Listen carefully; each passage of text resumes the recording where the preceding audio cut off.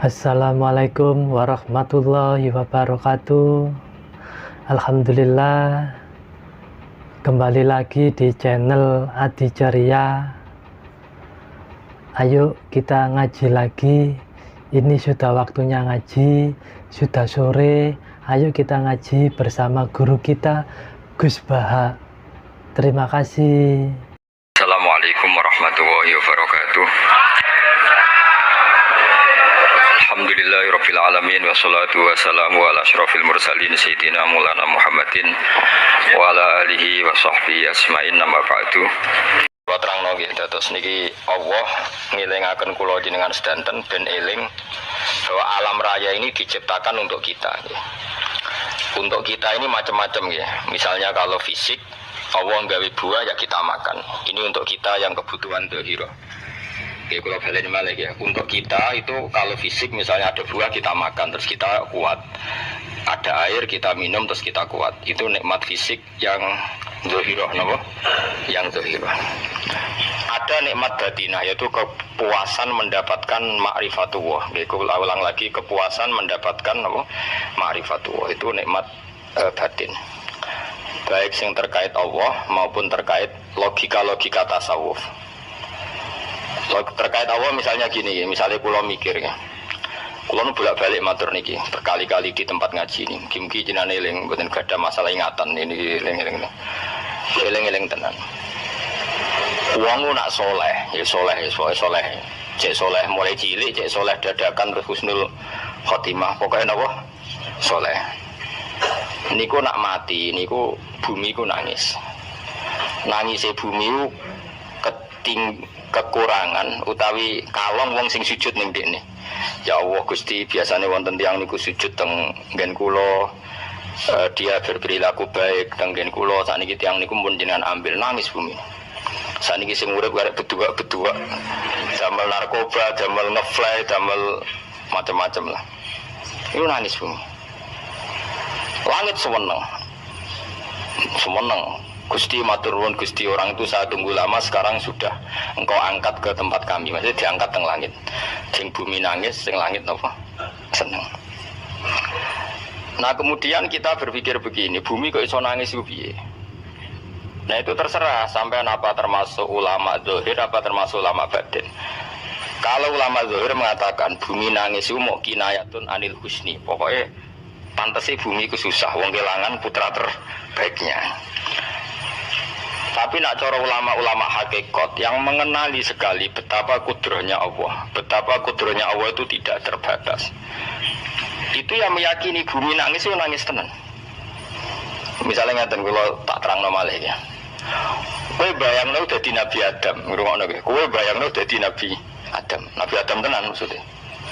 Terus Nabi Adam orang pertama dia tahu betul kalau dia dicipta dari bumi. Dan dia pula tahu betul, beliau tahu kalau dia bisa ngomong, bisa mikir, bisa macam-macam. Terus indukannya beliau itu bumi. Mesti pikiran Nabi Adam, jangan-jangan bumi ini juga bisa berpikir kayak saya. Ini kan materi saya, karena saya dari bumi ini bisa ngomong, bisa melihat macam-macam. Terus bedanya apa manusia mbek napa? Umpama kowe dadi Nabi napa? Adam. Orang yang dekat sekali, qoribu ahdin, dekat sekali dengan kesaksian kudroh Allah. Gini ku dene roh nak materi ini ke bumi, dan dia orang pertama yang urung lali kamu nih. Tapi ketika sudah ribuan orang, mungkin jutaan orang lali, seakan-akan bumi itu tidak jenis dari kita. Bumi adalah hal yang berbeda dengan kita. Kita manusia berakal, bumi itu benda mati. Terus kowe katut wong goblok-goblok, bumi itu benda mati. Sajane ya rada kriminal wong Islam muni bumi itu benda mati. Enggak bisa berpikir hanya manusia. Itu kengawuran-kengawuran yang kita ciptakan sendiri, kita wariskan turun-temurun. Umpama kowe iku dadi ulama, ngomong ngono iku isin. Bumi kok nyekseni kowe sujud, banyu nyekseni mbok pangan, mbok ombe kanggo sujud. Semua itu bersaksi tentang kita. Lah nek sampean tanglet kula, cara melogika gimana? Begini, tak wari cara gampang-gampangan nggih. Tak warai tauhid sing kasyaf. Tauhid ini yang dawuh Sayyidina Ali lau kusifal khoto umastatu yakinan. Umpama somben tutup-tutup iku dibuka, akulah imanku ora tambah mbek pangeran. Karena tren dunia dan akhirat sama. Zaman ning dunia ya Allah ala kulli saing kodin, kok zaman ning akhirat ya Allah ala kulli saing. Cara Sayyidina Ali, somben aku wis mati lah imanku ora tambah, meskipun aku ora swarga neraka. Lah kena nopo darah padha wae ning dunia ya pertunjukan kudratullah, ning akhirat ya pertunjukan kudratullah. Jadi pikirannya Sayyidina Ali seperti itu. Saya kan lahir misalnya tahun 1970. Berarti mulai Nabi Adam itu saya kan nggak ada. Ngerti-ngerti ada. Saya mengira waktu zaman tidak ada itu panjang apa cepat? Cepat, karena kita tidak melalui itu. Ujuk-ujuk. Wujud. Kadang kalau mati wedi kan. Mau mati jebule kiamat 1 juta tahun kasih wopo nang kuburan. Masuk di Khalillah ya. Makanya aku ora roh, tak tinggal turu sakmono kan yo nglilir. Nang nglilir terus nanti. Apa mlaku-mlaku nang donya, apa piye kok. Nak turu ya kok ngani moyo turu kok. Ribuan tahun lintas. Terus ya apa jajal? Sampeyan tak takoki, misale sampeyan ning kuburan iki apa? Apa ngadepi mukan nakil tukaran terus itu kesel tukaran kok nomor ratusan ribu mungkin. Nah terus kita dilatih. Kata Sayyidina Ali gampang latihan seperti kata Sayyidina Ali. Wah gampang ya udah menjadi wong alim. Pada akhirnya kita ini aku zaman urip yo ora roh karepe, ngerti-ngerti urip, mati yo ora roh karepe. Pas mati sampean petangin nah yo ora roh karepe. Pokoke wa mata sauna illa ya syawah. Makanya masyhur dia ketemu orang ateis. Dia orang ateis itu anti Tuhan, anti Tuhan maunya. Dia ditanya, lalu kamu hidup itu karena siapa? Ya gak tahu hidup. Lalu kamu mati yang menentukan siapa? Ya gak tahu, kalau tahu mati.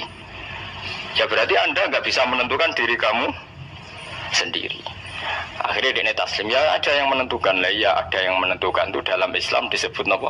Allah, disebut kalimatu haqqin alihan ahya wa alihan amut. Jadi kalau maknanya itu kalimat yang benar-benar nyata, yang karena kalimat itu pula kita mendapat kehidupan, yang karena kalimat itu pula kita mati, yang karena kalimat itu pula kita akan bangkit lagi. Itu yang makna hakikat. Tapi kalau makna syariat nggak begitu. Kalau makna syariat begini, dan ini benar juga. Mengenai kena ada di ulama, ciri utama ulama itu jami'ul bayan. Dia kalau menjelaskan itu indah sekali dan orang pasti taslim. Sama saya tak warai tenan. Sama kan biasa wiridan la ilaha illallah kan biasa, mulai mimpin tahlil sampai kepeksa mergo do tahlil melok, sampai sing darani bid'ah akhirnya ya melok tanggane napa? Tahlil semuanya wal. Kata Ibnu Qayyim Al-Jauziyah dalam kitab Zadul Ma'ad. Kitab Zadul Ma'ad itu kitab kesayangannya Sayyid Abdul Al-Haddad. Sayyid Abdul Al-Haddad itu pengarang kitab Zadul Ma'ad. Padahal kitab ini dikarang oleh muridnya Ibnu Taimiyah. Abdul Al-Haddad itu gak seneng Ibnu Taimiyah tapi seneng muridnya. Jadi di sini ulama ya demokratis. Gak seneng gurunya tapi seneng. Saja nih Ibnu Taimiyah itu orang baik. Ya ulama top ya baik, ya waras top. Tapi ngerti-ngerti Wahabi itu identik dengan Ibnu Taimiyah. Akhirnya ulama ahli sunnah penyebut itu terus isin. Mulane kiai-kiai ra ono sing dalil kala Ibnu Taimiyah mergo dicap Wahabi. Padahal Ibnu Taimiyah wong alim. Di kitab-kitab kita termasuk Syekh Muhammad piyambak nanya Ibnu Taimiyah kala Syekhul Islam nopo kala. Tapi kan ini sudah milik Wahabi sehingga kita ini terus akhirnya gak gelem nyebut. Ya sudah di kitab koyo dalil fastabiqul khairat iki apa par iki dadi dalil yo dhewe-dhewe. Wah parah tenan wong-wong. Dulu saya melihat orang enggak kunut itu ya biasa. Mergo saya sebagai wong alim ngerti iku mazhab Abu Hanifah. Saiki nek ra kunut Muhammadiyah. Kita ini sebetulnya ahli ilmi enggak tahu kunut itu mazhabnya siapa kita. Itu mazhabnya Abu Hanifah, yang kunut mazhab Syafi'i. Tapi tahu-tahu iki mazhab NU, iki mazhab Muhammad. Mana ada orang-orang ini bisa punya mazhab? Ngalime sepiro nganti dadi no? Mazhab.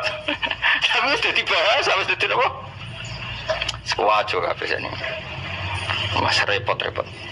Tak warai iki. Sampeyan ben nglafal la ilaha illallah iku keren ya, keren tenan mboten keren-keren. Ngendikane Ibnu Qayyim Al-Jauziyah itu gini. Min asliha khuliqatil jannah wa min asliha khuliqatin nar. Terus wa min asliha khuliqatid dunya wa min asliha bu'isatir rasul wa min asliha qatala rasul. Wah, terus sampai sekarang saya tak bedai, surga itu kan digawe kelas VIP mewah. Terus jari Rugen widadari ora kan nak wingi wis betul. Kira 70. 70. Wayu kabeh kan ora ono sing kriting kok. Wayu kabeh. Wayu kabeh terus gak tahu delok wong liya kan. Kadang bojo kita wis elek jek delok. Widadari sifatnya maksuratun fil khiyam. Jadi gak tahu keluyuran ning ndi. Wayu kabeh. Wah. Surga yang semewah itu selek itu ya bagi mereka sing lafadzno atau yang menerima la ilaha illallah. Neraka sekarang dibikin dalam itu. Jadi Abu Hurairah neraka itu tes-tesane benda kamu jatuhkan ke neraka itu untuk santai ke bawah itu nunggu 70 tahun. Kila 70.000 tahun. Dikira hati yang membuat ceplok neraka itu ceplok itu ngenteni 70 tahun. Betapa dalamnya ngenteni bego biro yang bayang misalnya. Oh itu kontraktor mana saja tidak sanggup itu disuruh ngeduk kedalaman neraka. Iku ya mau kanggo wong sing menolak la ilaha illallah. Jadi kalimat ini luar biasa. Swarga digawe bagi yang nerima, neraka digawe ya untuk yang menolak. Itu kalimat sing kena tahlilan turu iku lho. Iku kalimat sing go alasan Allah gawe swarga. Terus kalimat sing suwe-suwe sing lafadzno diarani bid'ah iku. Itu kalimat sesakral ini nasib akhir zaman iku entek. Gara-gara dilafadzno tahlilan tersangka jadi apa? Bid'ah. Dulu kalimat yang dipuja-puja penyebab surga dan neraka, saiki kalimat itu tersangka. Mau perkara napa? Bidah. Wis aja melok-melok kowe debat ora iso makili aku sebarno iso. Kok terusno dalan tor. Dah. Berarti la ilaha illallah itu kalimat yang surga dibikin karena itu, neraka dibikin ya karena itu. Kemudian Allah punya sunnah, lalu butuh pelatihan. Dikasihlah Allah gawe bumi. Dia manusia butuh latihan, dibikinlah bumi. Bendene latihan ikrar la ilaha illallah dengan sadar, dibikinlah bumi, liyabluwakum terus dites. Wes digawe bumi ya ono makanan, ono minuman, ono wong wayah, ono pegatan macam-macam, wong diutang sembulet macam-macam. Gue ngetes, eling la ilaha illallah apa eling utangi, eling la ilaha illallah apa eling kasuse pokoknya dites. Karena nggak fair kalau Allah bikin itu kemudian nggak dites, dibikinlah darul imtihan. Dunia itu bahasa Arabnya darul imtihan. Tempat tes-tesan imtihan mana loh? Tes liyabluwakum diuji. Pas diuji kita hidup. Artinya kita dihidupkannya pun oleh Allah demi tes-tesan la ilaha itu disebut kalimatu haqqin alaiha. Nah ya sebenarnya kita hidup pun ini untuk dites. Pada akhirnya la ilaha apa enggak? Paham ya? Terus dites. Allah itu juga secara hukum itu kan nggak fair dites kok nggak punya pemandu, dibikinlah Rasul, diutuslah para Rasul untuk pemandu. Tes itu kan butuh seru. Pak pemandu tok ora ono musuhe kan gak seru, dibikinlah setan. Sakjane sebagian kita sudah setan tapi ini ben seru. Lho ndak setan kan minal jinnati wan nas, rumangsamu setan usopo. Baik setan minal jinnati wan nas. Jadi kena muni auzubillahi minasyaitonir rajim terjemahnya berlindung Allah dari saya sendiri Allah itu. Lu itu kalau lama dulu biasa naudzubillah min syururi anfusina wa min sayyiati amalina. Sebenarnya kita berlindung hanya dari setan yang jauh, iblis itu enggak. Ya setan diri kamu sendiri, min syururi anfusina, dari kejelekan diri kita. Ngomongnya udah wujud, soalnya setan tuh makhluk gaib sing piye. Lah kowe ku sapa? Nganti kowe maksiat terus mergo akrab klop, roh mbek setan klop, mulai terus maksiat. Dah Allah ngutus pemandu yang ngecul setan ben fair. Napa? Fair. Jadi semua darul ibtila ini juga demi kalimat. Makanya disebut kalimatu haqqin sing alaiha nahya. Kita hidup ya demi mendapatkan kalimat itu. Kita mati nanti ya demi kalimat itu, artinya mati ke neraka ya karena kalimat itu kita menolak atau mengabaikan. Masuk surga ya karena kalimat itu kita hormat, kita benar dalam memperlakukan kalimat itu. Berarti alaiha nahya wa alaiha namut. Terus wa alaiha nub'as karuan, kalau kamu termasuk minal aminin ya nub'as minas solihin, kalau minal kafirin ya nub'as minal zalimin. Tapi semua desain dunia ini hanya demi kalimat la ilaha illallah Muhammadur Rasulullah. Nah ini kan penting. Bagaimana mungkin kemudian kalimat sesakral ini, sehebat ini, kemudian ada orang tahlil kamu tidur. Kok iso, kalau jangka kok iso nawang turu. Misalnya kayak mangkel, kalau mangkel sing mimpin guys, kesuwi ra berber. Bagaimana mungkin kalimat yang menyelamatkan Anda, kemudian Anda anggap problem? Elek gak? Elek. Apalagi kamu anggap ini bid'ah. Nak cara kula oke lah, ndongakno mayit itu gak ono tuntunan Nabi. Tahlilan gak ono tuntunan. Tapi wis muni tok kono tok. Ade menduk kono tok ora usah nyerang kalimah, enak kalimah tetep kalimah thayyibah. Soal kowe ora seneng sing tahlil, mergo tiga profesi lah iku wonge wae gedhinge jogeman. Ya saya misalnya, saya kadang nggak cocok sama mubalek karena kadang profesi. Tapi saya tidak pernah anti pengajian, bagaimanapun itu membawa syiar Islam. Tapi kalau mubalek kadang orang seneng, kadang takut untuk piro. Bareng sangoni sidik, gak sumpah be transportasi ini. Lah ngono kok senengi iku piye? Tapi kita terus gedeng keliru ku sing gawa syiar Islam. Mana ada pengajian didengar orang banyak tanpa mubalek? Gak iso. Kudu iso melepokno barang-barang ra penting dadi penting iso. Lah cara guruku teng larang ning ape mlepok kanggo panggung barang perkara. Tapi kadang ya benar. Yang namanya mudin mubalek kiai itu bisa benar bisa salah, tapi kamu nggak boleh gedeng kalimatnya. Piye kalimat itu kalimat hak. Nah, ini penting kalau utarakan sehingga zaman Nabi Sugeng ini rungokno tenan ngaji kula. Zaman Nabi Sugeng ada sahabat namanya itu Usamah bin Zaid. Ini sahabat kesayangannya Nabi, hibbu Rasulillah. Usama itu diutus Nabi perang. Ini dengerin nih, diutus perang. Pas perang itu si kafir tadi menggal temannya. Ada yang tangannya putus, kakinya putus. Wah, seorang kafir ini sudah luar biasa. Bacok sana, bacok sini. Ketika terdesak oleh pasukan Usama, kebetulan Usama ini cakap ya, sama beberapa temannya orang Ansor. Orang kafir yang sudah koto'a arjulana wa koto'a aidiana, dia pas terdesak bilang la ilaha illallah. Terus sama Usama tetap ditusuk, dibunuh karena dia berpikir ini qolaha muta'awid dan dia melafadzkan kalimat itu hanya berlindung dari pembunuhan. Setelah dilaporkan Nabi itu marah besar.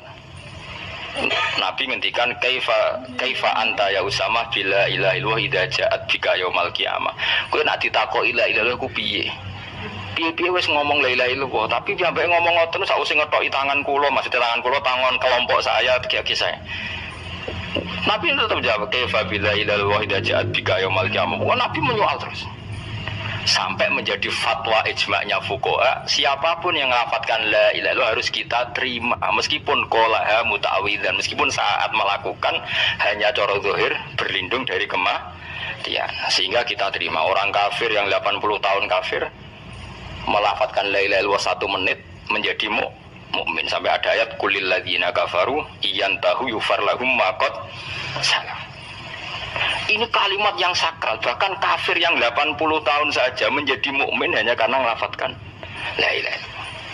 Mulane yang ngaji saya, yang senang saya, jangan pernah kamu mengatakan ada bid'ah yang orang bisa jadi kafir.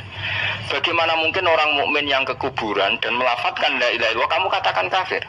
Padahal kalimat ini yang kafir 80 tahun saja menjadi mukmin. Saiki ana wong nglafatno la ilaha illallah mergo salah tempat pinggir patok mbok arani kafir. Kok aneh. Wong sing kafir 80 tahun dadi mukmin iki gara-gara nglafatno la ilaha illallah dadi kafir. Mergo mau salah kali, salah tempat. Ning pinggir apa? Patok. Gue nara cocok mending nganggur, wong sering ziarah ku nganggur. Nyatane yo tenan. Cara dene pegawai negeri ora sering ziarah. Nah, tapi ora usah muni kafir gak mungkin lah. Coba kalimat ini itu orang kafir yang 80 tahun menjadi apa coba dengan melafadzkan kalimat ini? Mukmin kan? Berarti kalimat ini adalah kalimat penghilang kekafiran. Lalu karena dilafadzkan secara salah dianggap kafir. Hanya karena bid'ah itu tidak mungkin. Makanya sebetulnya Wahabi yang alim-alim itu tidak berpendapat demikian. Saya punya beberapa referensi Wahabi yang alim itu tidak pernah mengkafir-kafirkan orang karena perdebatannya seperti itu. Tapi saat ini wis kuwajo. Sebenarnya kalau orang alim itu ya mirip-mirip, entah Wahabi entah tidak mirip-mirip. Karena kalimat tadi. Wahabi itu kitab terbesarnya itu Ibnu Taimiyah. Ibnu Taimiyah itu punya murid Ibnu Qayyim Al-Jauziyah. Sampai sekarang saya lihat di fatwanya Ibnu Taimiyah itu begitu hormat sama orang-orang kita ini sama. Tapi tahu-tahu lewat penyaduran sana sini terus menjadi kacau. Jadi kalau balik ini malah sampai anak kepengen dua nikmat batinah seperti tadi yang saya utarakan. Swarga dicipta sedemikian mewah ya demi yang menerima la ilaha illallah. Terus neraka dibikin se ekstrim itu juga bagi yang nolak. Kemudian dibikin daru pelatihan yaitu dunia ya karena kalimat berarti kalimat itu luar biasa. Wa biha qamatis samawati wal ardu. Kalimat ini pulang menjadikan langit bumi berdiri. Bon. Lalu sekarang kita bisa ngomong, bisa berpikir, bisa gadekno BPKB macam-macam. Itu karena kita sendiri apa karena kudratullah, saya tanya? Karena kudratullah. Kalau karena kudratullah, apa susahnya Allah bikin kemampuan tanah ini nangis, tanah ini susah. Wong podo-podo kowe iso nangis, iso mikir ya mergo kudratullah, ndak karena kamu. Harusnya ya sama, bumi-bumi ini bisa menangis juga karena kudratullah. Makanya bumi ini menangis ketika enggak ada orang yang sujud. Iku ya mungkin. Wong zaman kowe iso nangis ya krana kudratullah, mestine bumi yang kamu katakan benda mati, hakikatnya dengan kudratullah juga sama dengan kita. Mulane tenggene kitab Al-Husunul Hamidiyah, kula ngrasa utang tenan mbek kitab niku. Dulu saya ngaji 2 tahun kitab Al-Husun. Kitabnya kecil tapi saya ngaji itu 2 tahun. Berkali-kali saya ulang. Itu beliau cerita gini. Dia yang ngarang itu orang alim, kebetulan dia orang India. Memang kelebihannya kitab dikarang orang Arab itu luweh bulet. Wong Arab kan semuanya Islam, karangannya itu standar. Ini dikarang orang India. Di Tonggo Glodor, di masjidnya, dikarang ulama yang masyarakatnya itu udah karu-karuan. Beliau cerita itu gini. Manusia itu punya satu kebodohan, di mana kebodohan itu disebabkan oleh Rabtul Asbab Al-Adiyah, mengkaitkan sebab sing biasa-biasa. Misalnya gini. Sama saya kita omongi, misalnya ada orang bilang gini, batu ini nanti itu menjadi ayam. Orang bilang mukhal apa enggak? Enggak, jawab saja. Mukhal. Kenapa bilang mukhal? Karena dikira tidak bisa kan? Enggak, jawab saja. Jawab satu-satu. Batu ini menjadi ayam. Kamu jawab mukhal. Alasannya apa? Alasannya tidak mungkin terjadi, apa kamu tidak bisa? Sebetulnya karena kamu tidak bisa. Udah. Lau ukhbiro dzakar rajul. Andai kan orang itu kamu kasih tahu, klungsu ini biji asem itu, biji pohon asem itu. Nanti yang kecil ini suatu saat besar. Setelah besar buahnya banyak, tambah besar, tambah besar. Terus orang bilang mungkin. Ketika bilang mungkin itu karena dia bisa, apa hanya karena menyaksikan berkali-kali ada kejadian nak klungsu ditandur, iku iso dadi gede. Coba sama jawab. Karena dia bisa, apa karena hanya menyaksikan itu sering terjadi? Hanya misalnya. Artinya zaman dia mengatakan mungkin, itu pun tidak memberi kontribusi ikut buat. Iya enggak? Tetap bergantung kudrahnya Allah. Dia hanya bilang mungkin karena sering melihat. Sebenarnya dia enggak sama sekali memberi kontribusi. Lha darani mungkin ya ora urun. Paham ya? Lalu kenapa dia kecangkeman terus muni wong wis mati dadi lemah gak mungkin dadi manusa meneh. Lho zaman dadi manusa sing wis ngene iki kok mani dene lara melo gawe. Terus muni mungkin mergo sering terjadi, sering roh, sering bersaksi. Berarti sebetulnya manusia itu pakai ukuran dia mampu tidak mampu apa pakai ukuran bersaksi melihat. Bersaksi. Nah ini kan problem, kita sebagai manusia itu problem. Mulane disebut wa kanal insanu zaluman jauh lah wis goblok aja. Mereka manusia itu nak wis goblok aja. Makanya saya kemarin diminta ngisi di pondok kajen.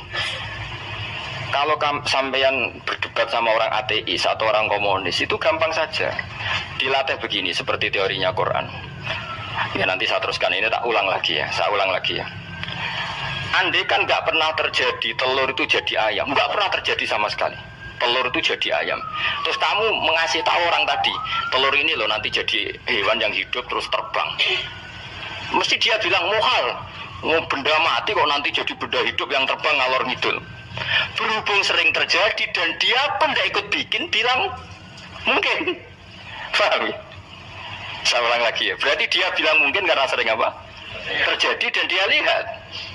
Andai kan pertama kali gak ada telur sama sekali yang jadi ayam, terus pengalaman pertama di dunia belum pernah terjadi. Kamu kasih tahu telur ini nanti jadi ayam terus terbang. Orang ini bilang muhal enggak?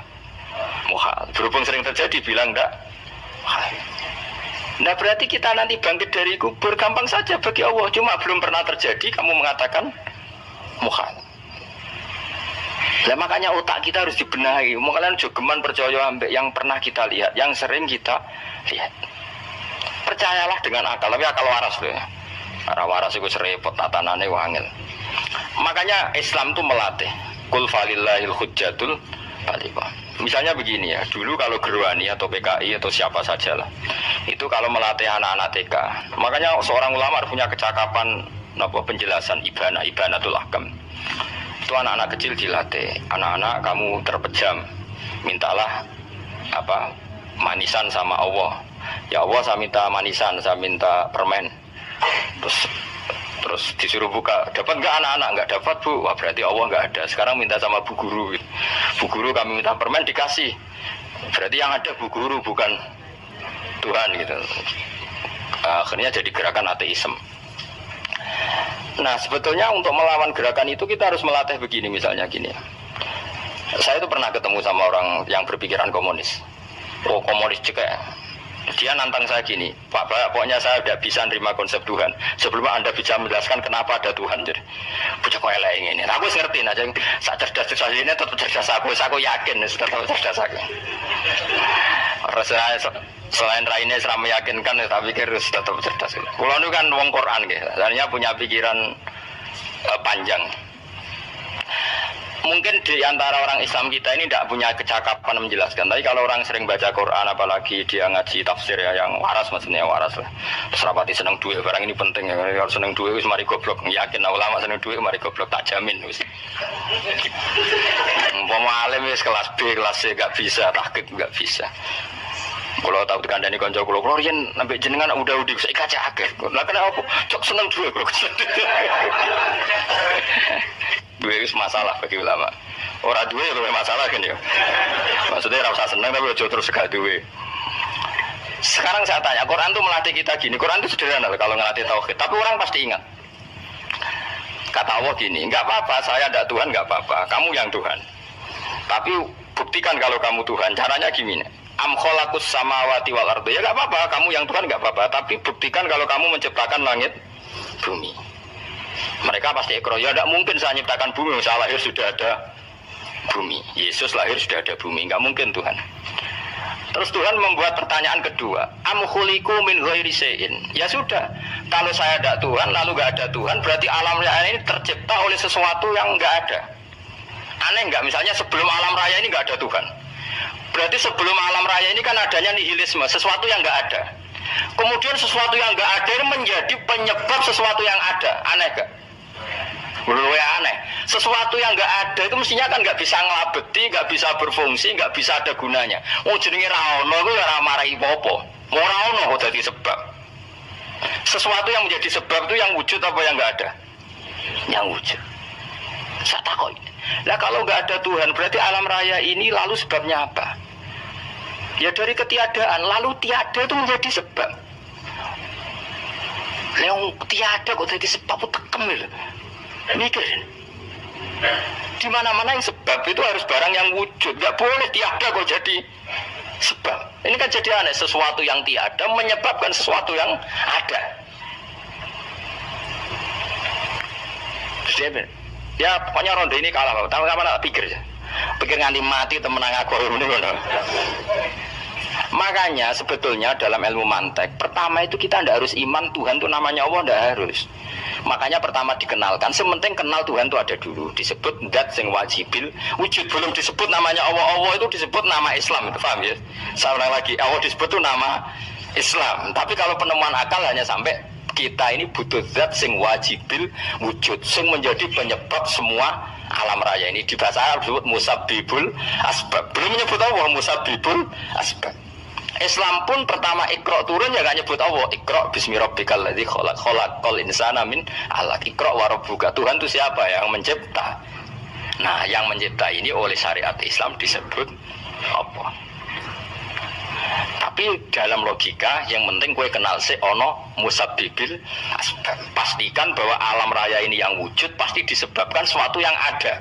Nggak boleh barang wujud kok diciptakan oleh sesuatu yang tidak ada. Yang gendeng ora barbar barang ra ono mbok sifati al khaliq. Sing gawe langit bumi apa? Pencipta. Penciptane apa? Sesuatu yang tidak ada. Kowe ikhlas diutek ngono kowe ikhlas ta ora? Gak kowe ikhlas ta ora diutek ngono kowe ikhlas ta. Kowe gelem dadi bodho niku. Gelem kan? Mboten. Nikmat ngono jenenge nikmat batin. Mulane sing suwenang mbek kalimat la ilaha illallah. Wis ana sing bid'ahnallah iku wong nganggur wis beno sauni-unine. Tapi kadang memang kita berlebihan. tahlilan ra barbar 40 dina ini ra barbar. Muga alasane wis disangoni akeh tahlil sedih lho sakake penggemar sing keselen sing rantuk sangu ya butuh cepet. Lane cara kula niki penting kula utara nggih. Kowe nek ora cocok tahlilan 40 dina wis ngomong ae kira cocok model harinya. Tapi ki aja menolak kalimat la ilaha illallah iku disifati kanjeng Nabi kalimat thayyibat. Wong Nabi nyifati thayyibah, kalimat yang suci kok nyifati bid. Soal ora cocok wong sebut. Misalnya kamu bilang saja wong mati wis sangu amale lha apa didongakno barang. Nek kowe pengen ndonga ora usah ndonga. Wis ora usah biasa wae. Kula lah mbok dongakno ora seneng. Gak meyakinkan. Karo dene mlebu swarga butuh dongamu ora ono swarga fadhole pangeran apa mbok dongakno barang. Ya tapi kowe donga aku ya seneng. Senenge ya semau lah dibang nyanyi-nyanyi rame-rame sadok donga. Nek mau mandi apa ora pokoke donga. Saya ulang lagi ya. Makanya Quran itu melatih logika sampai seperti itu. Am khalaqus samawati wal ard bal la yuqinun sampai terus diulang-ulang. Am khuliqu min ghairi syai'in. Kalau mereka merasa Tuhan enggak apa-apa, tapi buktikan mereka ini wujud sendiri tanpa sebab. Atau begini, kalau mereka tidak tahu sebab pencipta langit bumi, mereka sendiri suruh yakin kalau mereka adalah penciptanya. Am humul khaliqun enggak apa-apa. Ya tapi masih Abu Jahal gendeng lah, masih Abu Lahab ngawur lah, nak takoki ya wes pangeran kowe wae sing gawe langit bumi. Penggemarnya saja pasti tertawa. Mosok Abu Lahab darani pencipta langit bumi wong lahir ning bumi. Tapi Quran oleh nggo jawab am khalaqus samawati wal ardo. Apakah mereka menciptakan langit bumi? Bala yuqin, mereka pun tidak pernah yakin. Jadi itu pangeran. Makanya di mana-mana orang alim itu suka debat. Karena pangeran sendiri kalau menjelaskan kebenaran seringnya juga nantang debat. Kata Allah, Qul ara'aytum ma tad'una min dunillah aruni madza khalaqu minal ardi am lahum syirkun fis samawat. Enggak apa-apa mereka Tuhan kata Allah, tapi buktikan zaman langit diciptakan mereka memberi kontribusi apa? Apa urun bego, apa urun cagak, apa piye lah pas aku gawe langit iku dekne urun apa jare am lahum syirkun fis samawat. Misale urun apa lah? Urun tol ta urun apa lah. Itu pangeran. Mereka kan pasti menjawab enggak. Terus itu nih kita bimbing qobliyada. Kalau kamu nggak percaya Quran sebagai kitab buah nggak apa-apa, tapi buktikan kamu punya kitab tandingan. Enggak, mereka nggak punya juga. Atau gini, nggak usah Quran, nggak usah sakralan. Au atharatim min ilmin, atau kajian ilmiah yang membuktikan bahwa Yesus itu Tuhan, atau yang membuktikan bahwa berhala itu Tuhan. In kuntum shodiqin, nggak apa-apa kalau kamu benar buktikan. Nah itu makanya semua nabi itu punya kecerdasan, karena tadi nabi kadung nantang itu nih bi kita bimbing qobliyada au atharatim min ilmin in kuntum shodiqin. Tapi sekarang orang alim soleh itu jarang. Yang ngono ngerung soleh rapati ngalim, nggak sing alim biasanya rapati soleh. Lalu itu masuk rontok-rontok ya, rontok soleh ya rontok, tapi lumayan masih menjaga hujjatullah tadi. Sebab itu ulama dulu mengajarkan Allah itu siapa? Disifati zat sing wajibil wujud. Karena alam ini kadung ada. Kalau alam ini kadung ada, pasti penyebabnya sesuatu yang wujud. Tapi kalau wujudnya mungkin, bahaya. Wong sing gawe wae wujudnya terima mungkin bisa wujud bisa tidak. Makanya dipermanenkan yang gawe alam ini zat sing wajibil wujud. Sing wujudnya wajib.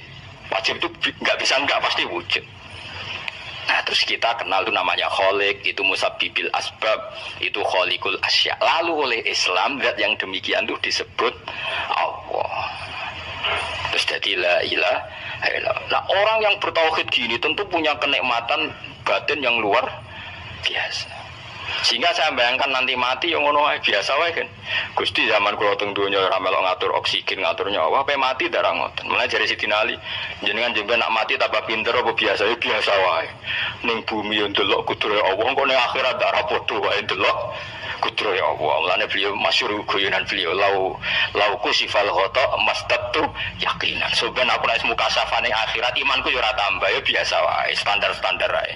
Maksudnya kowe ning donya ujung-ujunge paling pokok ya menyaksikan kudratullah, soben ning akhirat ujung-ujunge paling pokok ya delok kudratullah. Ning donya saiki Allah ya matlubi sing kita cari, soben ning akhirat ya Allah matlubi.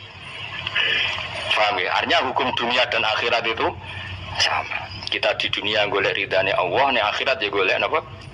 Ridane Allah. Lah soal kecil itu, tapi ning akhirat ada masalah, pun rokok masalah, diutang ditagih yo masalah, kere suwi ku yo masalah. Ya biasa jenenge makhluk anane masalah. Sing ora oleh di masalah pangeran. Pangeran duwe masalah. Biasa wae. Lah makanya kula suwun nggih jogeman gedeng ulama. BP ulama iku sing iso nerangno. Mulane ngendikane ulama-ulama iku kemampuan Quran wal kitabil mubin. Kitab sing mampu memberi penjelasan itu sing iso maris ulama. Coba zaman semenjak ngaji saya inilah contoh paling gampang. Sampeyan ngapalno la ilaha illallah itu kan kelihatan biasa. Biasa sampai ngantuk, kadang gremeng sing mimpin tahlil macam-macam lah. Pemenang ora barbar semacam-macam. Oke lah itu kamu gedeng manusianya enggak apa-apa. Kadang memang kalau tenan. Memang kalau tenan dekne wong sering kula taklam, kula ora kiai lah, sering jejer kiai. Ku iso tahlil kan kula wani kok, kok iso tahlil sangu akeh kok sungkan cepet. Kowe goblok kemlen seneng sing iso bulbet nek mangkel wong sak menambane sing kesusu. Tapi nak sing mimpin kula tetep cepet. Sing utang lah masuk sangone akhirnya tetep cepet. Kok boten nami tetep mandi aku bener. Aku nak suwi malah mandi ya. Jadi di daerah saya itu ada mitos. Sampeyan ngerti Istanbul, Quran kecil itu, sing jari ini jimat itu. Tapi jari ini saiki di produk teng Kudus kadang 20.000 regane. Jadi di Kliwon itu regane pinten? 20.000 itu kayak kuno kan. Tapi mau 20.000 orang sing asli. Nah itu sebetulnya yang asli itu hanya 5 atau 9 itu sing gawe niku jenenge Ki Sarbini yang terkenal jadul. Itu sing asli. Ya tapi anggere wong yang klaim asli ya karek maklare lah. Tapi jelas itu dicetak masal teng Kudus 20.000. Pasar Kliwon teng kathah lah teng putih-putih kathah. Oh. Monggo kula dagangan Istanbul nak pula sak-sak. Sak-sak tenan niku. Takon Mas. Tapi nak ngetul sitok-sitok, orang kerja agar orang tak kayak ngono kurang ajar. Nah itu ceritanya itu dia tuh terkenal jadul. Singkat cerita diundang tahlil orang mati. Ya kayak Pak Khalil Bangkalan kan orang-orang keramat bilang gini. Ya cung ya ngundang aku akeh cung ya bismillahirrahmanirrahim wis bapak-bapakmu di sepuro pangeran. Mulai. Yang punya rumah itu mangkelnya bukan main karena di sebelahnya sapi. Dikira kalau di sebelah sapi kan tahlilnya gayeng suwi. Lama-lama gremengnya tuan rumah ini si kiai tadi dengar. Terus balik nah, yus ngene cung. Kon buktekno nak tahlilku banding wek sapi nih. Kon ngetok wit klopo lho kon ngetok. Ketok kon nggih timbangan. Sing sitok kon nyancangi sapi urip kubudi. Sing sitok kon kosong lho. Menawa digopo? Timbangan wit klopo ketok digo timbangan. Disaksani wong akeh, malane terus Istanbul keramat tuh, saking wong akeh. Dekne muni bis wis jumpat sing sapi kalah. Lho bis tok jumpat mau bismillahirrahmanirrahim. Saking keramate muni bis wis jumpat. Akhirnya bambu mustas, mun tekap. Semenjak aku dekne anggere diundang tahlil bismillahirrahmanirrahim, wis ra gremeng wis iku wis beda. Ayo ono wong keramat. Wong iku sing tinggi besar video sing gawe Istanbul. Ya anak putune kathah kula sing kedal nggih kathah sing nggih do rata-rata nggih penggemar kula saniki. Tapi kula ora iso ke Istanbul. Kula donga mbek pangeran niku gadah keramat tuh keramat terangno hujjatullah. Yaitu tadi logikanya Quran. Makanya sebetulnya Quran itu pertama ngajarkan kita nggak apa-apa mereka ngaku Tuhan, tapi kita cek apa mereka menciptakan langit bumi. Ketika ditanya mereka bilang enggak juga. Ya sudah, berarti kita ada ini tanpa sebab. Am khuliqu min ghairi syai'in, kita diciptakan tanpa sebab. Aneh juga secara akal kan, masa kita yang ada disebabkan oleh sesuatu yang tidak ada. Akhirnya kita temukan penyebab itu bernama musabbibil asbab atau wajibil wujud. Lah yang itu oleh Islam disebut Allah. Kemudian itu jenenge kalau kamu sudah sampai seperti itu berarti kamu punya nikmat zahiratan wa batinah. Iya al-ma'rifah kata Imam Suyuti, nikmat batinah itu ma'rifat. Nah, ma'rifat seperti ini yang ma'rifatul anbiya, ma'rifatul ulama, ma'rifatul auliya, ma'rifat yang la tuzalziluhul fitan, yang enggak mungkin diguncang oleh fitnah karena sudah permanen. Itu disebut sibghatullah wa man ahsanu minallahi sibghah, sudah permanen, sudah menjadi sibghah. Nah ini insyaallah yang seperti ini yang tidak bisa diguncang oleh fitnah apapun. Ya kamu harus latihan, terus latihan. Akhirnya ya butuh pelatih. Nah, aku sing latih kowe iku mok rok saulan pisan. Setan kompetitore awor kowe terus. Lah iku masalahe. Pelatih arang-arang setane. Nah, iku ora roh, nah iku sekolah ra melo-melo nah niku. Karena dunia ben seru kan mesti ono pelatih, ono pengganggu. Lah pelatihnya saulan pisan pengganggunya aja. Tapi sekali yakin inna kaita syaitani ka ana napa dhaifa. Sekali yakin wa kerja al haqqu wa zaqal batil. Wis masuk awar bedino piye barang batil tetep zaqal haqq. Napa ja al haqqu wa zaqal batil. Terus yakin itu yakin. Lan kok kandhani setan wis ki awar aku telus gak ngarah bisa ngalahno barang hak. Kandhani ngono. Kok setan wis ngantes. Ya kok setan napa kandhani. Jadi sebetulnya ini pentingnya ulama. Jadi jangan kira tradisi ulama itu kayak dibayangkan para peneliti. Peneliti rata-rata orang kampus. Kadang-kadang penelitinya tidak ulama. Raro rasanya jadi ulama. Sebenarnya kalau di kalangan ulama biasa. Misalnya Said Abdul Haddad itu termasuk Qutbul Irsyad. Beliau biasa saja baca kitab Ibnul Qayyim. Padahal muridnya Ibnu Taimiyah. Dulu ulama itu ya biasa saja. Saya ya berkali-kali tidak kunut, tapi bukan karena apa-apa. Ya Abu Hanifah ya nggak kunut, ya biasa saja. Mertua mbahnya istri saya itu, keluarga Sido Kiri itu kalau sholat kunut terus sampai kabundut, ya biasa saja ada mazhabnya. Karena kunut nazilah itu karena ada masalah. Zaman akhir masalah, makanya beliau kunut terus ya nggak apa-apa, itu ya nggak masalah. Yang masalah aku ilmunya kurang terus kecangkeman itu masalah. Wes kena kurang paham. Saya pernah ya ngaji begini di mana-mana ya. Dulu saya masih ingat sholat jenazah itu pasti di depan. Terus kita sama lihat nanti di kitab Mahali. Kenapa sholat jenazah harus di depan? Ya karena memang mulai dulu yang namanya sholat jenazah itu di depan, mayitnya di depan. Tapi mulai dulu zaman Imam Nawawi yang terkenal yang ngarang kitab Majmu', ngarang Minhajul Thalibin itu bilang sebetulnya ada kaul yang mengatakan jenazah itu boleh di belakang. Pipi gak imam. Kok wajib kok ngarep bangun imam tapi masuk akal lho ora? Masuk akal tapi aja praktek. Ya mau kowe ngomong masuk akal, tapi masuk akal ora imam kok wajib nemu kok ngarep. Coba alasane apa? Kok iso wajib udah kok ngarep wong ora? Nah, sekarang terbukti ki Fuad di Arab Saudi. Di Arab Saudi era dulu itu setiap jenazah itu kalau sholat diletakkan di depan dekat Ka'bah. Singkat cerita tahun 84 atau berapa ternyata itu senjata laras panjang. Jadi senjata panjang dibungkus pura-pura apa? Jenazah. Setelah di depan ternyata senjata terus dipakai pembantian. Tapi ya akhirnya nggak banyak korbannya, memang dilindungi Allah. Semenjak itu trauma. Sekarang tuh sampean kalau sekarang haji atau umroh kan tiap badal maktubah kan harus sholat jenazah. Itu jenazahnya di kamar jenazah, nggak di depan. Artinya kan di belakang musolli apa?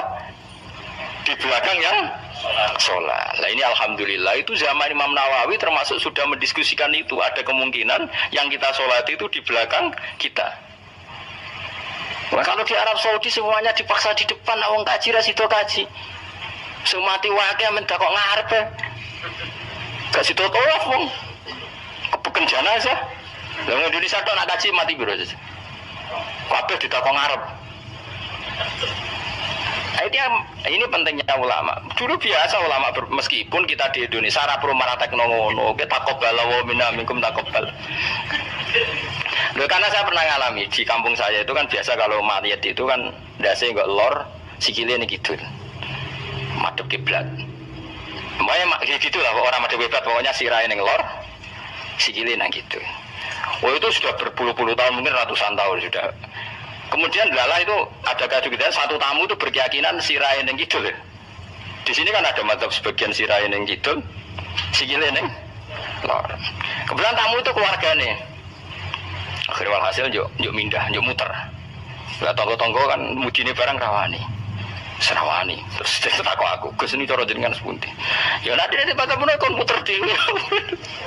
Wong ini nekat ngamuk, wis kamu. Sesuk jare wong-wong. Ya mulai keputusan tertinggi ning Gus Pak dawuh piye jare mudine. Tak omong ngene wae.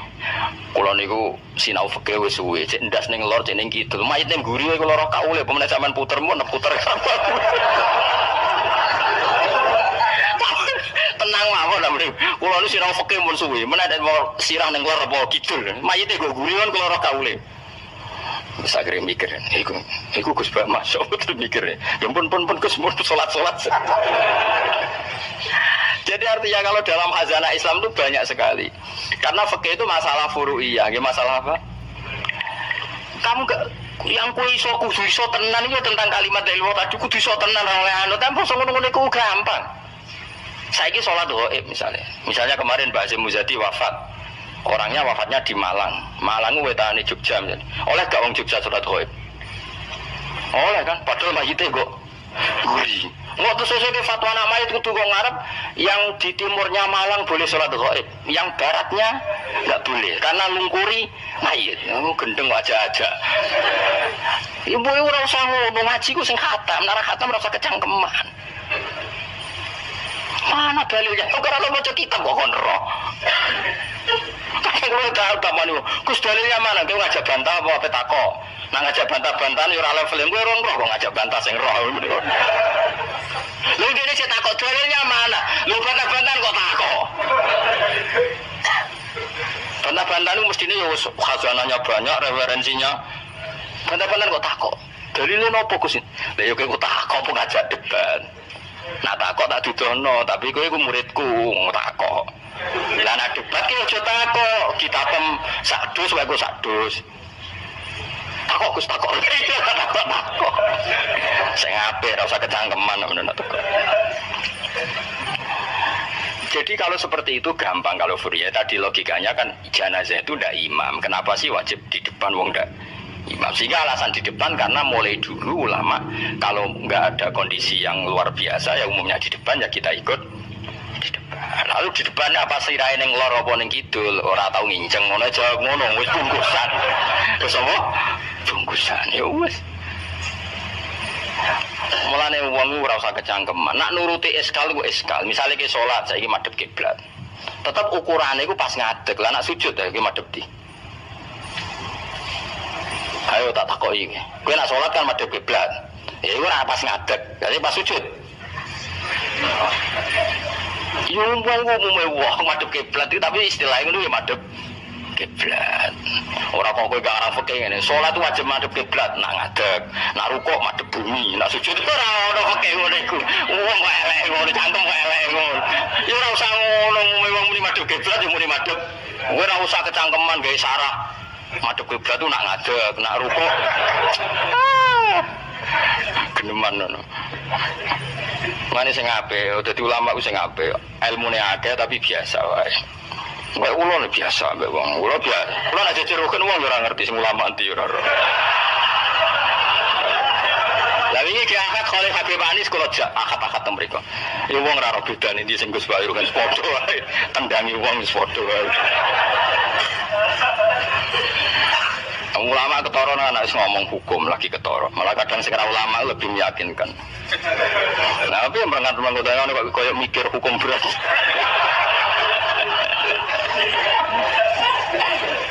Saya kalau baleni malih ya. Jadi yang wajib permanen itu ma'rifatullah. Nggih napa? Ma'rifatullah. Kula suwun ma'rifatullah sing permanen. Disebut napa? Alaiha nahya wa alaiha namut wa alaiha nub'as. Nah istilah teng Quran napa inna sholati wa nusuki wa mahyaya wa mamati lillah. Kowe saiki urip iku ya ora karepmu dhewe, karep kersane Allah. Kowe mati ya ora karepmu dhewe, kersane Allah. Nak zaman kowe urip tidak dalam kendali Anda, setelah mati pun tidak dalam kendali Anda. Kowe ngerti-ngerti urip, ngerti-ngerti mati, ngerti-ngerti bangkit kau kubur. Berarti kabeh lillahi rabbil alamin. Ya sudah, seperti itu yang kita akan alami. Nah, lalu kita sanggup kalimat, yang kalimat ini pula kita hidup, kalimat ini pula kita mati. Itu dalam makna ilmu hakikat. Nah, makna ilmu syariat juga gampang. Aku wani urip ya mergo bela-belani la ilaha illallah. Umpama aku mati ya demi kalimat la ilaha illallah. Joko mati karena melok lomba terus mati. Ya mati ya berlomba dalam mempertahankan la ilaha illallah. Itu makna syariat. Nah, kita harapkan makna ini dua-duanya ada. Secara syariat kita hidup ya demi ngurip-ngurip la ilaha illallah, disebut diilai kalimatillah. Kayak aku, mulane kalau nak mulang semangat, aku wani urip demi mulang kalimat la ilaha illallah. Aku wani mati mergo wis rumangsa sangu la ilaha illallah. Itu makna syariat. Kalau makna hakikat, kowe gelem ra gelem uripmu ya mergo kersane Allah, ora mergo kersamu.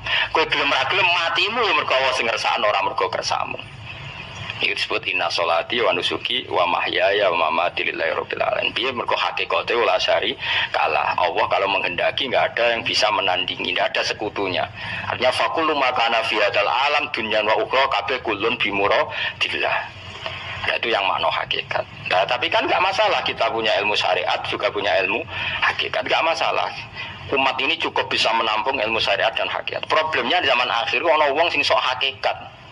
Si bebo gendeng jadab, si bebo ra salat jare salate ning Mekah. Kadang goblok ra karuan. Lah ora goblok ya, ini Mbah Mun cerita kula. Wali rata-rata goblok. Lah bodoni kok goblok ra karuan. Mergo dulu itu ada orang ngaku wali. Bareng Jumatan, mriki nak bare jam berapa Jumatan? Jam 1 ya. Ditakoki, "Mbah kok boten Jumatan, Mbah?"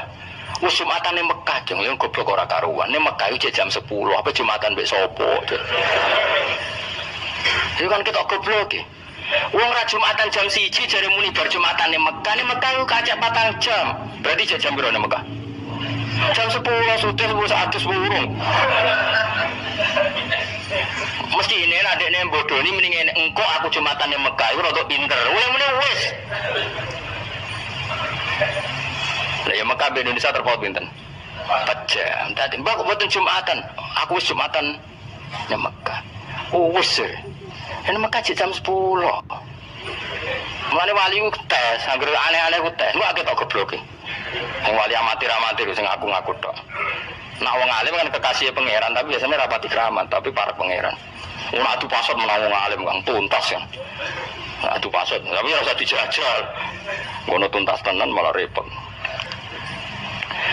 Jadi paham ya kula suwun nggih. Dadi sampean menjaga agama ini wani urip ya demi kalimat la ilaha illallah, wani mati ya demi kalimat la ilaha illallah. Iku makna syariat, makna hakikat.